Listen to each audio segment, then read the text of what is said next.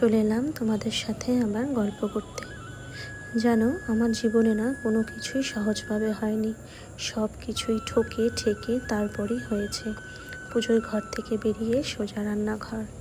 রান্না করেছি আজকে বিউলির ডাল, টমেটোর চাটনি, ছোটো মাছ আর কিছু ভাজাভাজি, সেগুলোর আর কোনো ক্লিপ নেওয়া হয়নি। এগুলো করতে করতে কানে এলো আমি না এখনও বাড়ি গেলে মায়ের হাতেই খাই। মায়ের হাতের রান্না, মায়ের হাতের খাইয়ে দেওয়া, সেটার সাথে কোনো কিছুরই তুলনা হবে না। মাটির টবগুলোকে না ভীষণই বাজে লাগছিল দেখতে, তাই ঘরে থাকা রং দিয়েই রং করে দিলাম।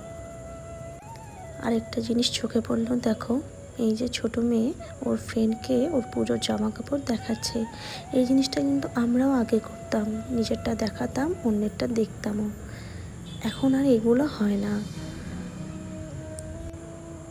তাই ছোট্ট করে ক্লিপ নিয়ে তোমাদের সাথে শেয়ার করলাম।